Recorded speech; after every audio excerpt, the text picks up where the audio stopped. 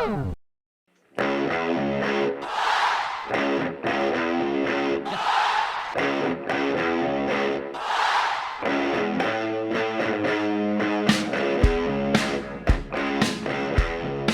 everyone, and welcome back to Book It Vince, the Wrestling Dream Match podcast. I'm one of your hosts, Martin Bennett, and with me, as always, is the Perfect 10, Anthony Hall. Oh, I know that one.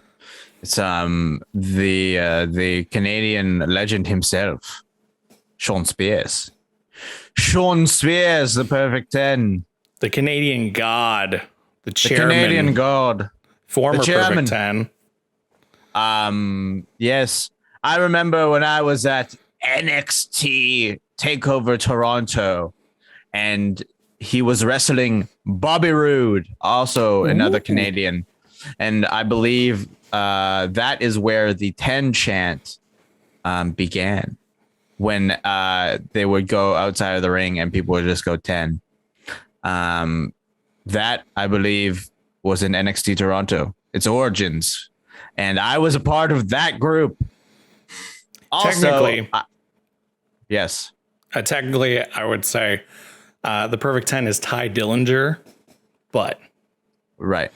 he still Who is that? I only know Shawn Spears.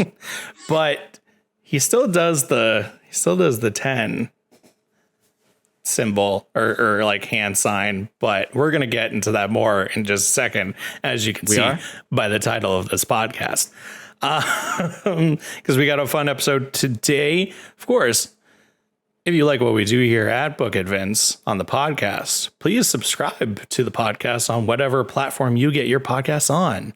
Spotify, iTunes, Amazon Music, I think it's called. I don't know. Google. They're all there. Everywhere. Just search Book of Vince and find them and subscribe so you can catch every episode when it comes out. And you can also watch it on YouTube. See our beautiful faces, my lighting, Anthony's new apartment. It is the apartment set from the music video of Natalie Imbruglia's Torn. Jeez. Recognize the red couch? Yes, that's right. And did you know that Torn is not originally by Natalie Imbruglia? No, it's by another it's not. band. I know it's a a cover version. Oh, Lord. Yeah, I just, need to spice it up. I have a blue screen so we can go anywhere we want. No, you live with Natalie and yes. You sublet. And now I'm in my van driving away. All right, the audio listeners. And now I am going to go to Cage. A cage. Will there be a cage in this booking? We'll see. So is my week to come up with something. There's a couple of things. One, I thought of this one a while ago. Stored it in the back of my head for later. And then it came to me last night or so when I was trying to think of like, oh, what could we do this week? And then even this morning, I saw someone tweet about this and one of the men retweeted it. So you know that it's out there in the universe. People want to see it. And also, it's two of my current favorite wrestlers in AEW. And so this week, we're going to be deciding who is the real Perfect 10 when we pit against each other one a Shawn Spears versus Dark Order's Preston 10 Vance. Damn. Press 10 Vance. It's actually I will say they are very, very clever with the numbers and names of the Dark Order. Like, you think about it, Evil Uno 1. Oh yeah. Stu 2. Oh. Yeah, if you never caught that. Also, yes. Satu. He also has two lines on his. He also has two lines painted on his face. Oh. And his Twitter handle is Stu Dose. So. Oh. Who's 3? Is there a 3 in the Dark Order? Alex Reynolds, because they take the E in Reynolds and make it a backwards 3. Can you see it on here? Oh. Yeah, you can see it right there. Oh. So yeah, Reynolds is 3, and then silver is, you can kind of see on my shirt. Yeah, Eek. I flipped the other way. The I and the V is a Roman numeral for 4. And then Alan Angels is 5 because the A's flipped upside down are Roman numeral V's. And then apparently, I remember on podcast hearing there was a 6, a 7, an 8, and a 9. I guess. Well, also remember when the Dark Order first debuted and it was like none of those guys that we have grown to love. And it was just a bunch of dudes wearing masks, like in like black, like morph suits, basically just like crawling around like weirdos. Like what did they call them?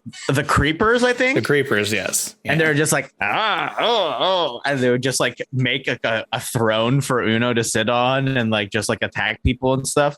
That was weird.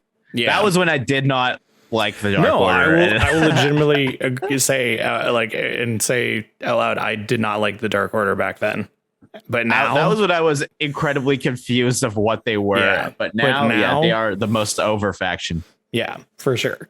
I've 2 of their shirts, and I want to get. I need to get a shirt, and I want to get another one, and I want to get 10 shirt because it's really cool. And yeah, then it's Preston, his real name, or at least his wrestler name. I don't know if it's his real name. Preston Vance. Preston. 10. Nice. But yeah, so these 2, obviously the connection is 10.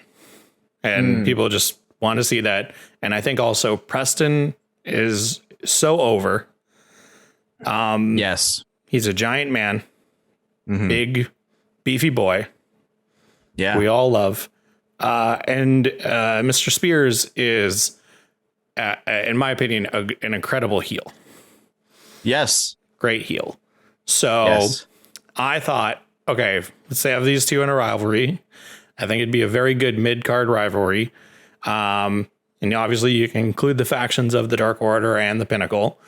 But the way I wanted to spice this up is that there has been an online campaign for a long time now to get 10 a shot at the TNT title. And I think he's already had 1.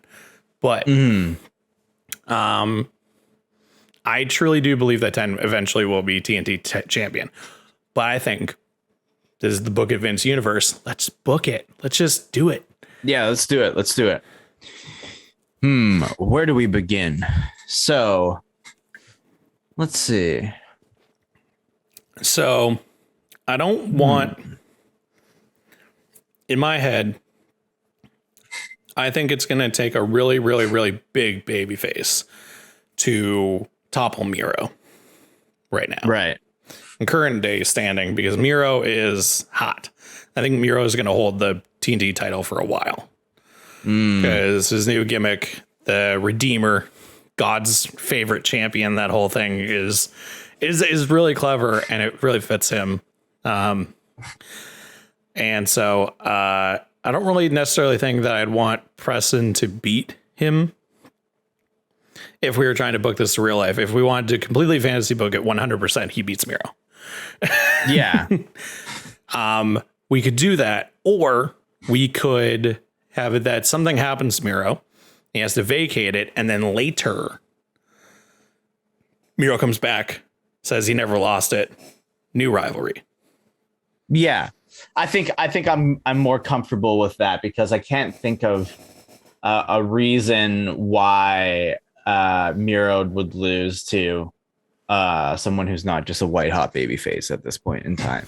I mean, Preston can eventually get there. Yeah, he could.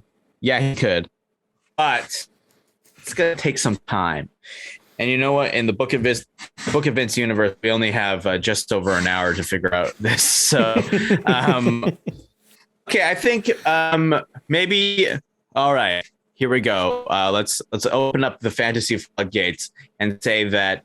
So Miro was at the Suicide Squad premiere, and he was photographed with John Cena. So let's say that they're still friends, and John Cena has somehow convinced whomever the producers of the Peacemaker miniseries is to cast Miro in season 2 of the Peacemaker. So Miro has to go away and film for a while, and the schedule is so tight that he does have to vacate the title. So that maybe they do an injury angle where somebody who is like a monster, or he gets maybe ganged up on by a group of people. It could be the Pinnacle, maybe looking to get some gold, and they ambush Miro after one of his title defenses, and they take him out. Possibly. Okay. So, I think it's good. So that gives him a way out, so he can become a Hollywood star, starring alongside John Cena, everyone's favorite action star. And then basically that puts the gold, or that puts the Pinnacle in the running to be the champions. Yeah. No, I think it's a good way to do it. And then, I mean, we love doing tournaments here, but maybe we'll hold off on the open tournament for right now, and we'll start building the rivalry out. So we see that Miro's been taken out by the Pinnacle. The Pinnacle, I believe, will start to target other champions as well, whether that be tag champions. Maybe the Pinnacle adds a female wrestler, and they target the female title belt as well. Who would be a good female wrestler for the Pinnacle? Jade.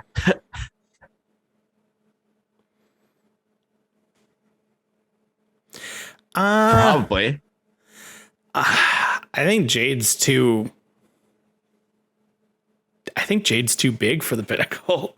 And I don't mean in size. I mean in in personality. This is why I think pairing her with Smart Mark Sterling was like the choice, because whoever she's then with, like, Mark doesn't overshadow her.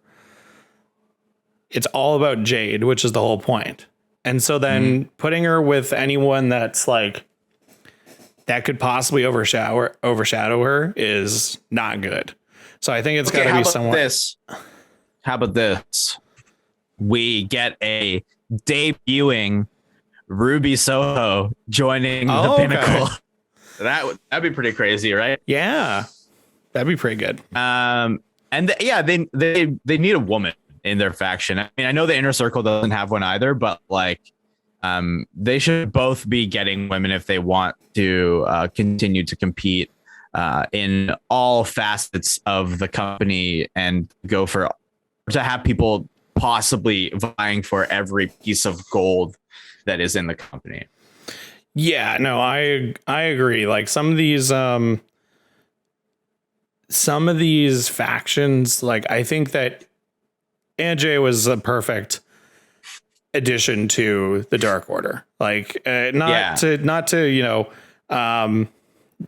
diss her previous gimmick, but I think like her coming in as that and then switching and becoming like ruthless and the Queen Slayer was such a amazing moment.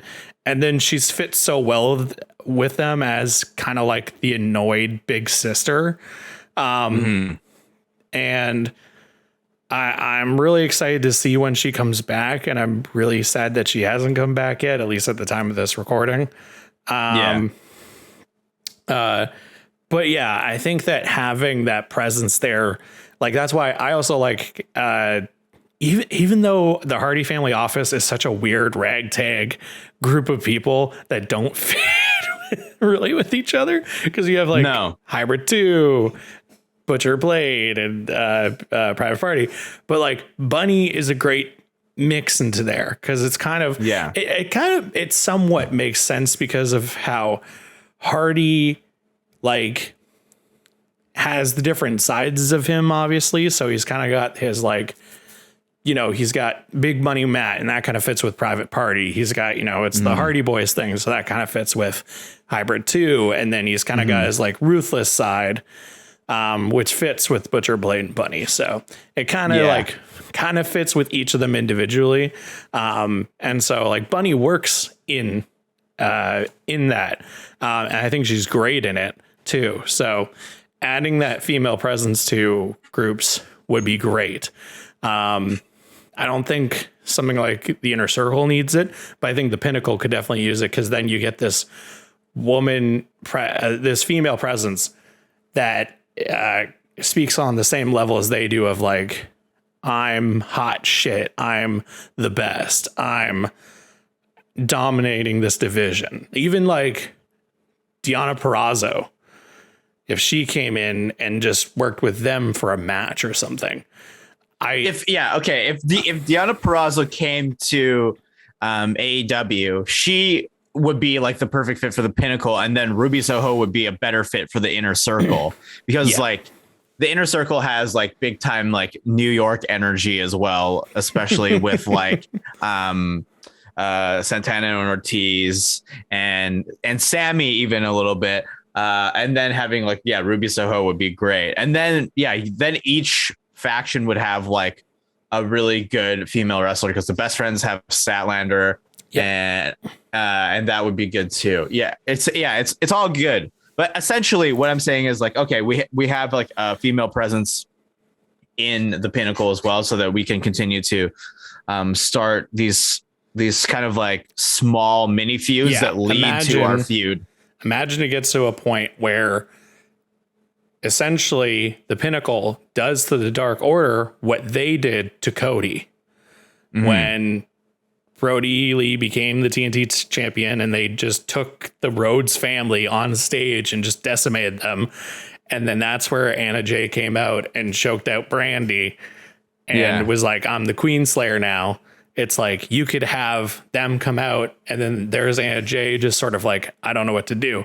And then boom, Deonna Purrazzo comes out and just takes out Anna Jay. And it's just like, holy shit, the Pinnacle are here to prove that they are the top stable group of AEW and of just wrestling. I think that maybe in our booking of this Perfect 10 versus the Dark Order's 10, we have an opportunity to utilize a fictional trios title match just to get everything going. Because like I think you could do if you do FTR and Shawn Spears, you could say hypothetically they are the 3-man champions, and then Reynolds, Silver, and 10, or Uno, Grayson, and 10 get a chance to battle for this trios title, and that's like maybe the first time we get their interactions together. And I think this would be a good moment for the Dark Order to potentially come out on top and win those trio titles. And then you do that moment with everybody coming out, like all the Dark Orders coming out to celebrate, but then the Pinnacle comes out and they are very mad and they boom, boom. They're beating up everybody. And yes, of course, Anna Jay just recently come back. This isn't Colt Cabana we're talking about with the boom, boom. My favorite wrestler, Colt Cabana. He's going to get boom boomed. He is going to get boom boomed. But probably by like Wardlow or somebody. Yeah. You just got to like chuck him across the ring. But yeah, and then let's say that Anna Jay has come back. Like this is post Anna Jay return. So she's in the ring as well. They're celebrating, and then everybody gets attacked, and then Deonna Purrazzo comes out, and it's like, oh damn, the Pinnacle got Deonna Purrazzo. Damn, she got to do the Fujiwara armbar onto Anna Jay, who already had an injured shoulder, and everyone's like, "No, oh my god!" That'd be good. JR's going crazy. It's Deonna Purrazzo, the Impact Champion. What you doing here? We'll just chalk that up for that's a Fujiwara armbar. Bad JR impression. She's gonna snap that bone just like a baby back. Do you think the JR would know what a Fuji? No, I guess Fujiwara not. armbar is? That'd be Excalibur. That's some kind of armbar submission. Yes, JR, that's a Fujiwara armbar. Just Deonna Purrazzo with extensive training in Japan. no, this is how it would go. It'd be Tony Schiavone going, she's got her in some sort of armbar hold. And then Excalibur would say, that's a Fujiwara armbar. and then JR whatever it is, it looks like it hurts like hell. would say something like that, or say she's gonna rip that poor girl's arm out of her socket.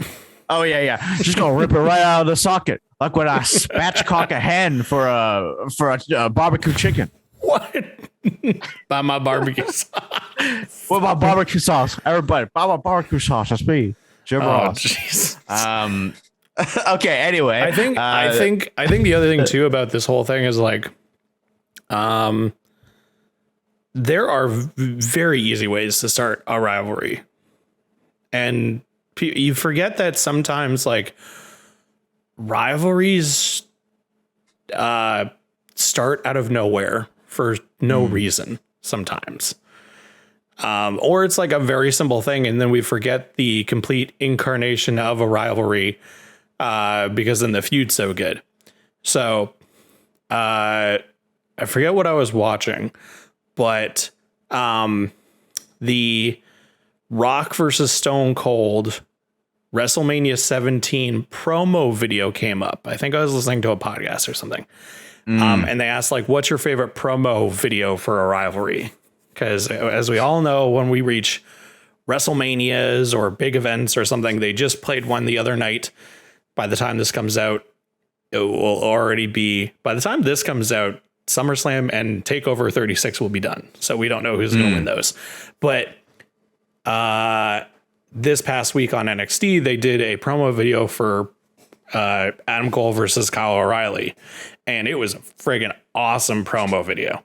But so on this podcast I was listening to, they talked about the promo video for Rock and Stone Cold WrestleMania 17. Do you know why they were feuding? I don't. Well, one, Stone Cold won the title. That's one big thing.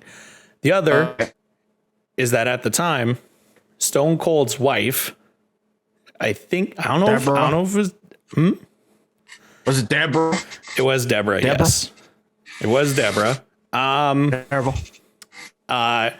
She was in the company at the time, and Vince McMahon then made a stipulation at the time during the rivalry that, I always say that so weird, rivalry.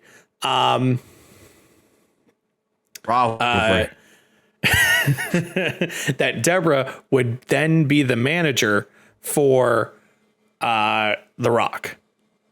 That started a whole load of stuff, and Stone Cold then said, like, that was a big part of it, is like, if anything happens to Deborah, it's on you, Rock. And they just went after each other a lot of the time with that. And Kurt Angle,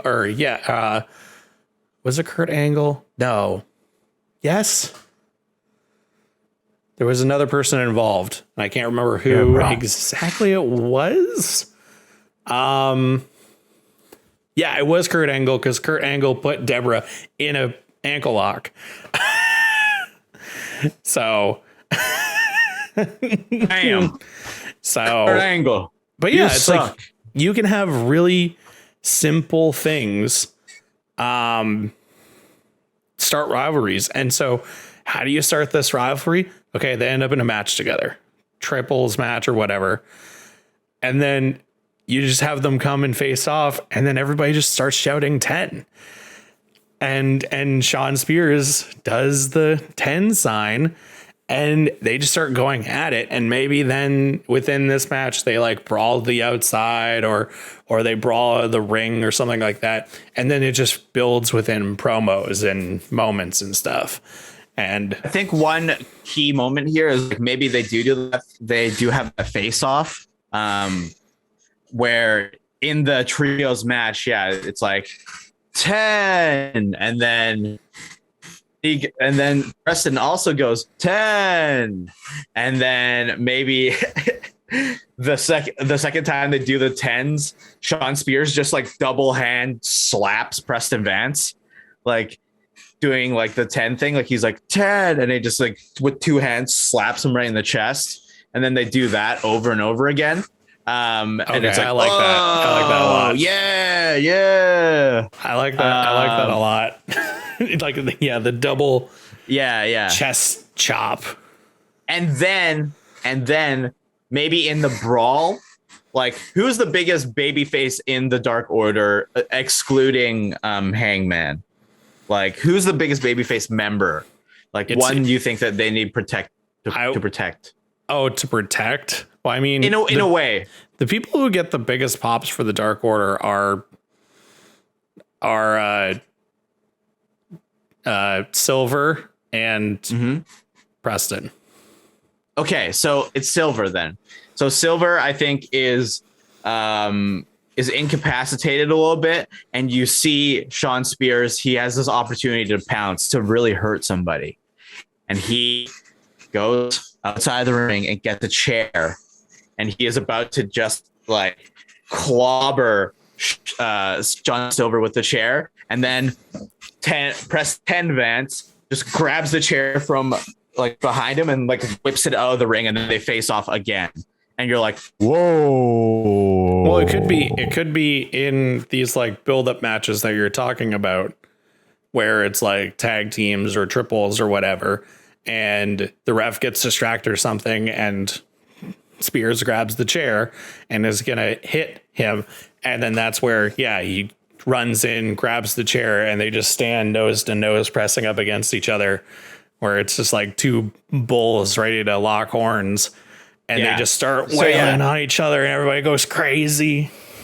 So maybe we save that, right? So maybe after this 3v3, we get that initial brawl with everybody. We reveal that the Pinnacle has recruited Diona Prazo, and she joins the Pinnacle. So then in the following weeks, we're getting some more matches that's building up to like some big blow off between the Dark Order and the Pinnacle. So we think that's how we think it's being built, because there's all of these mini matches happening, right? Yeah. So maybe we get like MJF versus John Silver, maybe. And that is maybe where that little chair thing happens, where it's like, MJF is losing, and Shawn Spears tries to slide the chair in, but Preston stops the chair from going into the ring, and then they brawl, bop, bop, bop, bop, bop, bop. And then like we get whatever result happens. But then there's continually escalations between, and then you could have brawling. You can have things like on Dark or Elevation. You can have Stu and Uno versus FTR, or Five versus Wardlow or versus Spears, and like they lose or it's disqualification and Pinnacle like beats them up, and then Darker has to come in and run and save them, or it's just stuff like that. Could even be a feud between Hangman and MJF, but right now Hangman is riding solo, so don't know. I think he's gonna go on a bit of a break. Yeah, currently as we're recording this, to be a father. Yeah, but so it's and you have these matches that slowly build up this rivalry between the two groups, and it's this kind of like different matchups between people. I mean, even like Colt Cabana versus Wardlow would be a great match. So So yeah, you have this build up. And yeah, it's leading to this triple trios title. And is this just a qualifier, or is this like the end and the Pinnacle get the trios title? Or the Dark Order already does? has the. I think the Pinnacle had. So I think this is how the feud starts: is that the Pinnacle or the Dark Order has earned a shot at the trios title against the Pinnacle, who already are the champions. Then Dark Order wins, and then that's when like the big brawl starts. That's when we see Deanna. Then the following matches are just like more escalation of the Pinnacle versus the Dark Order. So yeah, like you said, on Dark we get maybe like FTR versus Stu and Uno. Maybe we get Wardlow versus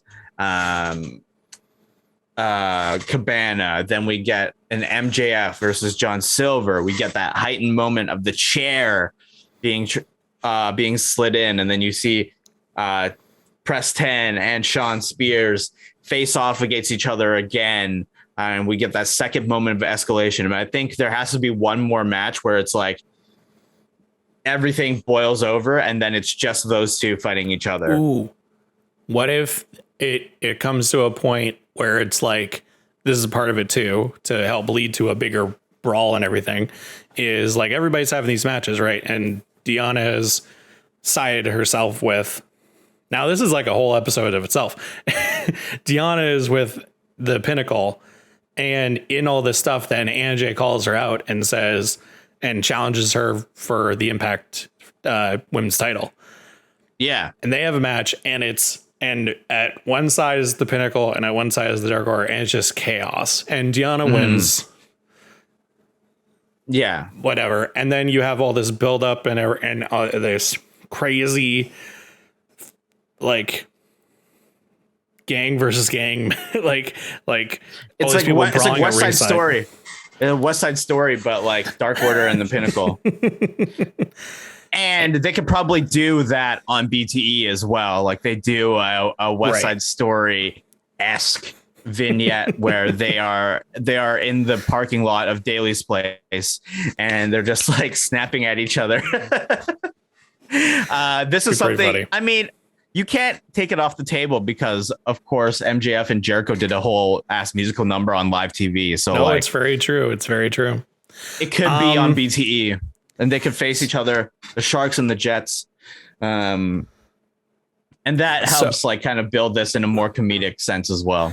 So what I think then, like what it kind of in my head seems like it's leaning towards is like a group versus a group match. It's like a stadium stampede or some type of, a 5-man tag match or something like that, or 4-man tag, 5-man tag. Something big like that. But I wonder how we can form it into this.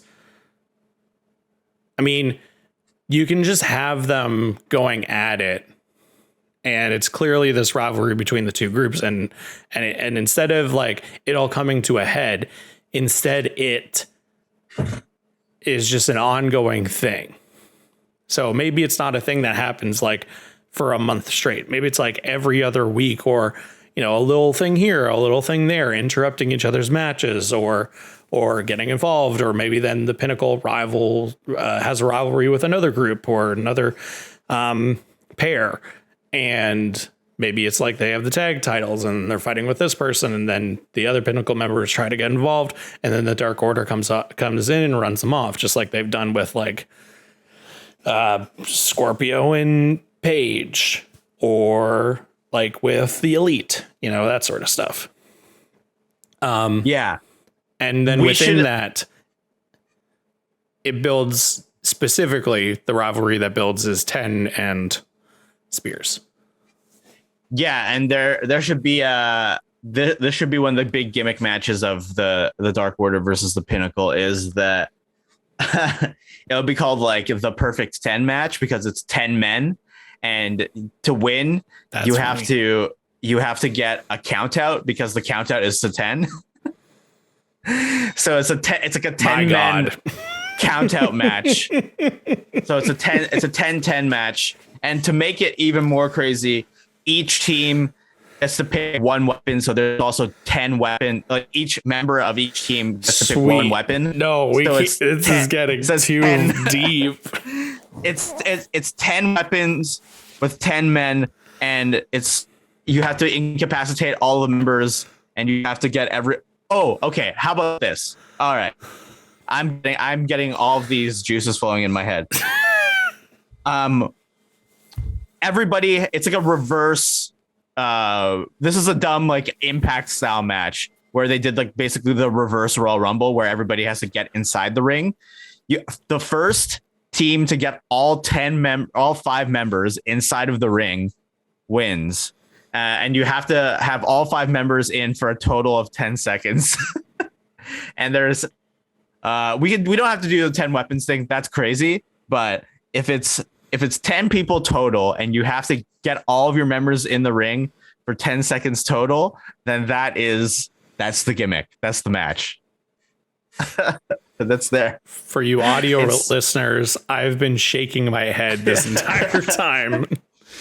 Impact has like crazy matches in the past. Yeah, it is. But I mean, there's a reason why we don't do the reverse Rumble anymore because it was stupid. I mean, I like the idea that you're like, they're like 10. Let's make everything 10. Yeah. But at the same time, it's like, wouldn't that be more fitting for the match between Spears and 10 rather than like the groups? Because it's like, well, what's the point of what's the point of having like MJF involved in something like it's this weird gimmick match like that? You're right. Okay, so it could be it's a reverse Royal Rumble. No. Well, it's a reverse. It's a count out. You realize that that a last man standing match has to answer to a count of 10. So it could just be that.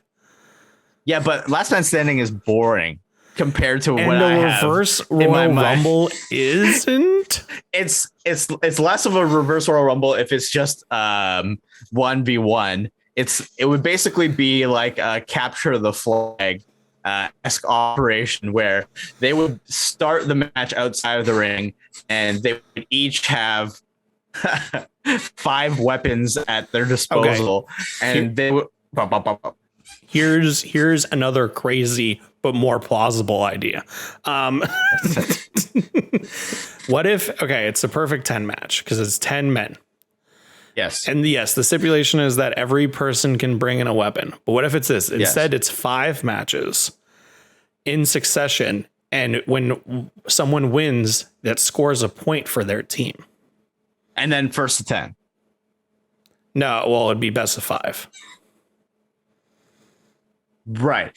Okay. But what? Okay. If it's best of 5 and you score 2 points per win, that means once you get I'm just trying to to calculate it so that to win the whole match, you have to get a total of 10 points. No, this is too much. This is already way too much. This is a podcast called Overbook It Vince. This is way too much. This is what it is. You brought this upon yourself, Marty. No, I haven't. You all of a sudden are like, oh, let's make the perfect 10 match. And it's going to have 19,000 rules, including stipulations are the variety of life. People can't get the casino battle royale right. And it's just a fucking battle royal.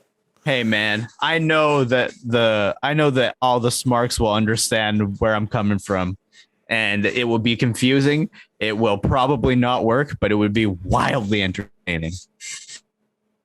It's too much. That's where I'm at. Way too much. I just wanted to see 10 and Spears go at it for the TNT title. In a Falls Count Anywhere perfect 10 match with 10 weapons.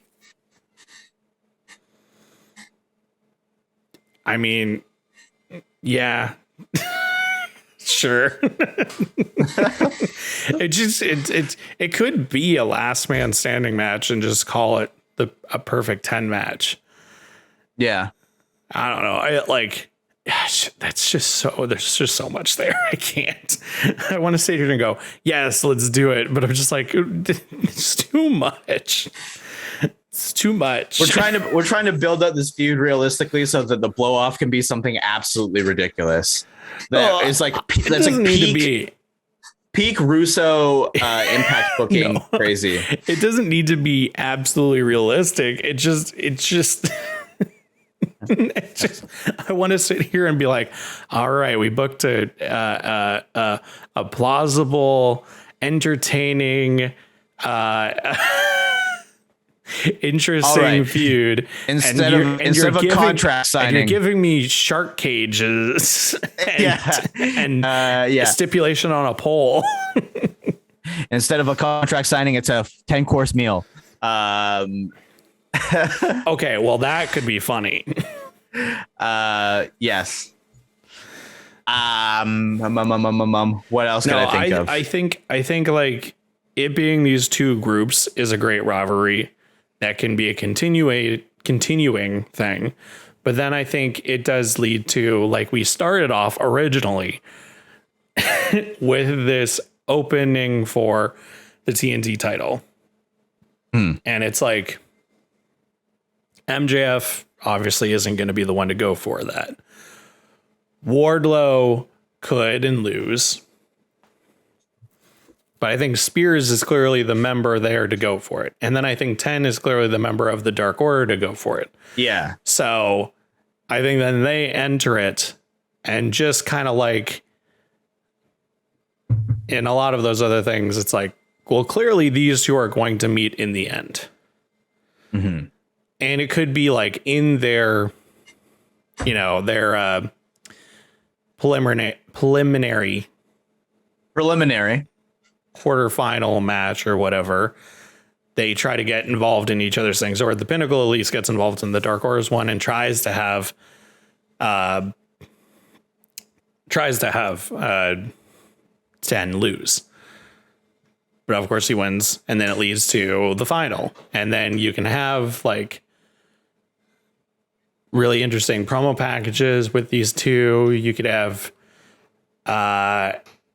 Preston Vance is not a man to normally give really any promos. But imagine if he finally got to grab hold of the microphone on Dynamite and he just gives this really impassioned promo about what the number 10 means to him. Wow. And his friends backing him from the Dark Order, and then all these people in the crowd, and they all start chanting 10, 10, 10. And then Spears comes back with this whole thing of like, I was the perfect 10. I still am the perfect 10. But you hear them chanting this, and he goes on this whole, I don't know exactly how to say it, but he goes on this whole thing of like, you hear them chanting this, well, they will turn on you. They always do. They'll see you as a gimmick. They'll see you as nothing but this mask and this number, and not see you for your true potential. And then that's where Preston can say like, the Dark Order allows me to be my full potential. Yeah. Okay. That's good. All right. So here's how I think this all kind of plays out. Right. And so then they do a reverse. Yeah, baby. No, they do. No. Here's what it is. They do a reverse last man standing match where you need to are stuck on the ground and you need to stand up for 10 seconds. You're laying on the ground and you have to stand up for 10 seconds. Wow. That's a match, Marty. You're tied down. And then when they sit up and they're trying to get their legs untied, they're like fighting each other. Now that's a match. Never do this anywhere. Now this is a bad idea. You're talking, Marty. Okay, But here's, in all seriousness, I see I see it playing out like this. We get that first trios match that is a 3v3 that introduces this feud of the Pinnacle versus the Dark Order. Then we get a smattering of small matches that involve other members of these factions battling each other. Then it is announced that Miro has to vacate the title because of previous injuries sustained from an attack by the Pinnacle. And we start like a small eliminator tournament that happens pretty much at the same time as this Pinnacle and Dark Order stuff is slowly building. So we get the first couple of rounds over with, and of course the entrants from the factions are all in this like bracket, and they start trying to fuck with each other.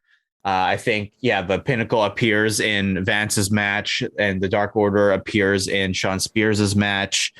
And it all comes to a head when they make it to the finals, and it is Shawn Spears versus Preston Vance. And then we get that moment you talked about where 10 comes out and he talks about what the number 10 means to him, what it would mean to be the second champion of the second TNT champion of the Dark Order. Yes, that's another big thing too. After the famous and dearly departed Brody Lee, he wants to bring the title that made his faction famous, that put them over, back to the Dark Order. It really is so silly to say, what does the number 10 mean to you? But here's 10 reasons why that's the title funny. belongs. Here's 10 reasons why the title belongs to the Dark Order. And, number one being that Mr. Brody Lee is the greatest TNT champion of all time. And I want to bring the belt back. It'd be a good segment, and part of all this is that Spears does 10 reasons why the Dark Order should not have the title. Yeah. And then that's where then they come out, and then Preston gives his 10 reasons why he should. Yeah. And that boils over so that the final of this TNT tournament for the title becomes like a stipulation thing. Because if they are talking about the 10 reasons why they should, then we do the perfect 10 match, which is the Falls Count Anywhere, where they sit and they watch 10 Things I Hate About You starring Heath Ledger. Yes, exactly. And whoever gives up first, because it's such a bad. No, actually, I don't know. I'm pretty sure people love that movie. It's a fine movie. but it all leads to and they have their finals. eyes taped open, and they have to keep watching it on reruns. They have to watch it 10 times, and whoever watches it 10 times without giving up wins. Exactly. This exactly. is so stupid. Okay, but I'm trying to make it reasonable now. No, we built out the feud properly. Yeah, it's a last man standing. Answer a count of 10. It's a last man standing. Yeah. And then I think just to continue with the 10 gimmick, we can scatter. Each faction gets to pick 5 weapons that they hide underneath the ring. So there's 10 possible weapons that they can use. And then, of course, it's a last man standing. And then, that's it. So last man standing with the perfect 10, Shawn Spears and 10 Vance, and the winner gets the TNT title.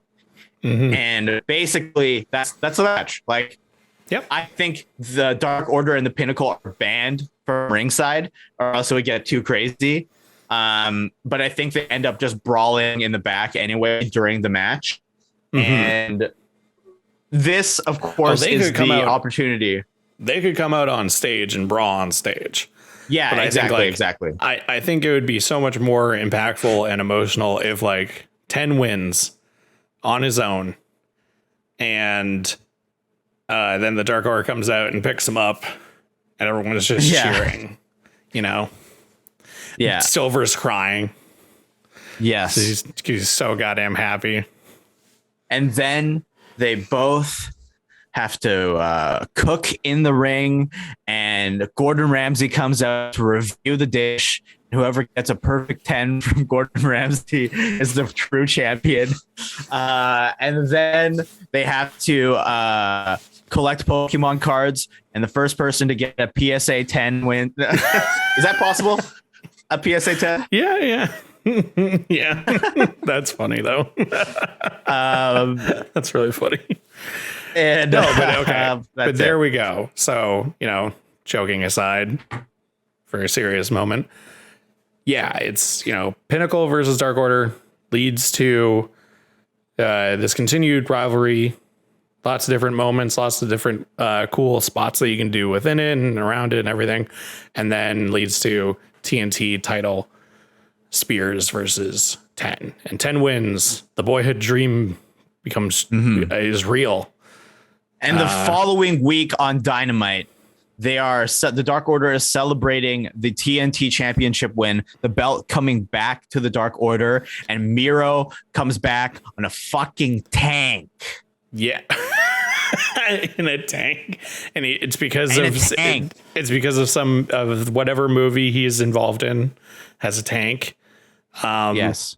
He plays Tank Man. I don't know if that's actually a super villain or whatnot, but yeah, he has a tank. I think then if the Dark Order were to win the TNT title back, it definitely has to be like a black and purple colored belt. That's the redesign. It's a black and purple with a gold main face of the belt, but like the leather is a black and purple color scheme. Yes, that's it. Boom, we did it. We finally got there.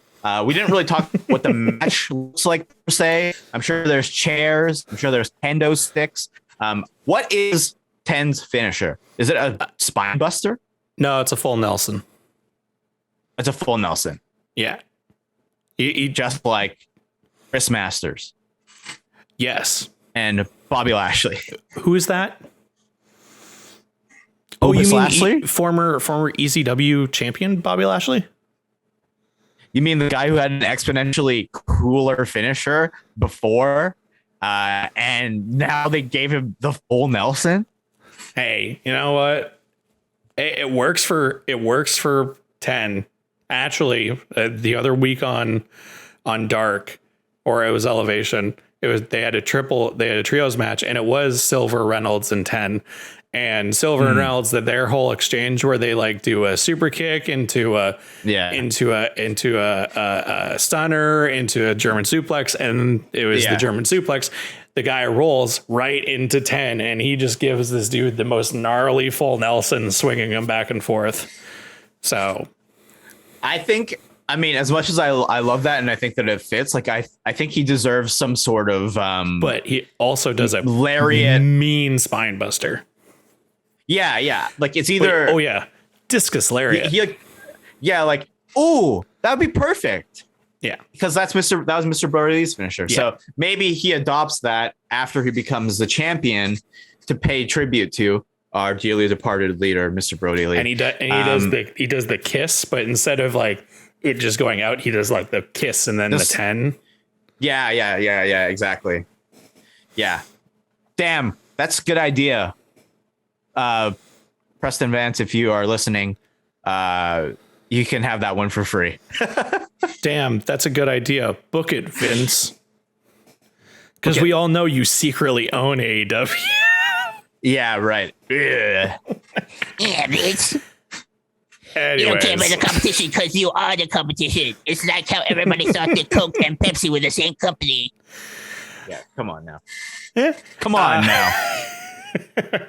Well, there we go. That is our booking between Dark Order's Preston Vance and the Pinnacle's Shawn Spears. Let us know how you would book these two perfect 10s to face off against each other in a rivalry, and how you would book it. Let us know online, because we love hearing how people would do this stuff, what their thoughts are, and all that good stuff. All that good stuff. To close out our episode, we have, of course, our question of the week and our match recommendation. if you want to submit questions that we answer here on the podcast, you can either submit them to us online through the comments, reviews of the podcast, or even on Twitter. You can tweet at us and say, hey, I want to know your opinions on this. Or you can go to our website, unknownerafilms.com/book events, and there's a place on there that you can submit questions directly. And also it has all our episodes on there and also all of our match recommendations. So you can go watch those and check all those out. Anthony, this week, my question for you is, it's interesting. It's kind of got to do with the current state of wrestling in some ways. But I thought that this might be an interesting answer. What do you think is a recent title reign from anywhere that you felt was, I don't know how to describe this, was underrated, or maybe I want to say, I don't want to say underwhelming, because that's kind of too much negativity on it, but I want to say like underrated. Or even one that you think could have been better, I guess. Try to put a positive spin on it. Oh, okay. Well, I think like, because I have two in my head. What's happening in New Japan is kind of weird right now with the title. Well, it was weird. It was like this big, beautiful moment of Ibushi finally getting the Intercontinental and Heavyweight championships, but then he lost them, and then Ospreay won them, and then Ospreay is now injured, so somebody else has them, and then Ospreay was like, I'm not going back to Japan, I'm just gonna be the champion in America. And then it's like, it's just very confusing to me, because they combined, unified the titles, which they shouldn't have done. No, I don't agree with that. And also I think the new belt is really ugly. So like, yeah, it kind of looks weird. That I don't love. I know that was not necessarily the exact answer to the question, because it's not underrated. It was just like very confusing. And I think like that maybe, yeah. I don't follow New Japan really, but I don't feel like Ibushi's title reign was that long. No, it wasn't. It was very short. And for the buildup and the payoff of like him actually getting the titles, like it just felt so short. He became God. The titles merged into one, and then he lost. And it's very, very confusing and odd. So I don't love that. That's probably my answer. Mine, I mean, I've said it before, the reign that I personally kind of look at and go, that was kind of, I don't really like that, was FTR's tag team title reign. Yeah. It's the shortest reign in all of AEW. And I mean, like, think about it. There's only been 3 world title champions, 4 tag team title champions, and now 4 TNT. So yeah, there's not that many, title holders. But FTR's was just so short, and it was just kind of like, it was just sort of like pass this off to the Bucks, a reign that I personally think is underrated and should have been way more, but I get they're moving this person to be a bigger star, is Big E's Intercontinental title reign. Because he won the title, and then it was just sort of like, to me, it was just bad booking, because it was just like, literally the only person he faced was Apollo Crews. And he beat him like 7 times or something like that until finally WrestleMania, where then they introduced Commander Aziz and that whole thing. So that whole thing, I just felt like he could have done more of like open challenge and faced a lot of interesting people because it is one of my like kind of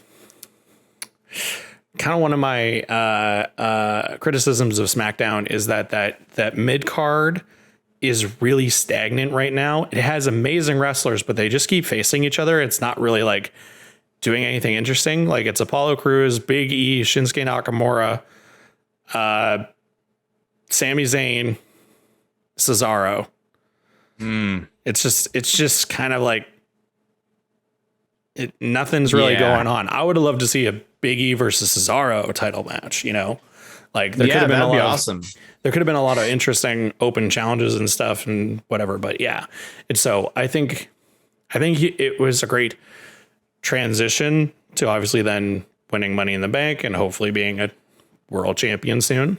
But yeah, so let us know in the comments or online which recent title reign do you think was underrated or could have deserved more to it. Let us know. And to close out, it is Anthony's match recommendation this week. So, sir, what match are you recommending our listeners to go watch and check out? I was going to try to recommend a Preston Vance match, but a lot of them are on Dark and I haven't seen them. So I am going to go with technically two matches. One I talked about earlier, which is Bobby Roode versus Ty Dillinger at NXT TakeOver Toronto. That just for the fun and the gimmick of two Canadians wrestling each other. We, of course, here at Book of Vince are Canadian, based in Toronto. So we love to see those two guys in the ring, the Dirty Dogs and the Perfect 10, the Chairman. And speaking of the Chairman, the second recommendation is Stadium Stampede 2, when there was a moment where there is literally Shawn Spears sitting in a room of chairs, just a room full of chairs. I want to do a Photoshop of John Mayer's album, Room for Squares, but put Shawn Spears on it and just write Room for Chairs. I wish I could have done that like immediately after that match, but I just simply was flabbergasted. Both of those. We watched that pay-per-view together, and when that happened, I popped because that was insane. Funniest thing I had seen. It was so good because as soon as it's like Sammy's looking around trying to find it, and then he hears something and turns around and it's just a single spotlight, and it Spears sitting in the chair, and then it was like he's gonna be in a room full of chairs, and then oh, it's so good. But we'll link the Rude versus Dillinger, aka Spears, match because that'll be a fun one to watch. But if you want to, please just go watch Stadium Stampede because it's entertaining as hell. But yeah, there we go. Great recommendation. And thank you very much for checking out and listening or watching this episode of the podcast. As always, call to action, follow and subscribe to the podcast. If you've listened this far, thank you. Big shouts outs. Yes, shouts out. All of our recent new listeners in the past couple of weeks and months. Please, we'd love to engage with you on social media. You can either follow everything that we do at Unknown Error, like our Twitch streaming and like our YouTube videos and whatnot, online at UE_films. And then you can follow both of us individually. You can follow myself on Instagram and Twitter at Barton_Minute. And you can follow Mr. Anthony Hall at Hall and Jokes on Instagram and Twitter. Or, of course, you can follow the podcast on Twitter so you can catch our live reaction tweets to events like SummerSlam or TakeOver 36 if you missed it, or, of course, AEW and everything else. And just chat with us because we'd love to engage with you. And you can catch us on Twitter at BookAdvancePod. So yeah. So thank you everybody for checking out the podcast. Hope you have an excellent day, week, time zone. And of course, shout out. I just looked at our Twitter and shout out Jacob, the Rainbow Warrior on YouTube at Rainbow Warrior 17 for tweeting out that I need to see Preston versus Shawn Spears in front of a huge crowd. 10, 10, 10, 10. You're the reason why we're doing this. Why we picked this one. Yes, that is the tweet that I saw earlier that reminded me going, we should finally do this one. Thank you very much, everybody. Go watch some wrestling and be safe out there. And we'll catch you next time. That was good. We did that in unison. I'm sorry, I just broke that was great. 10, 10, 10.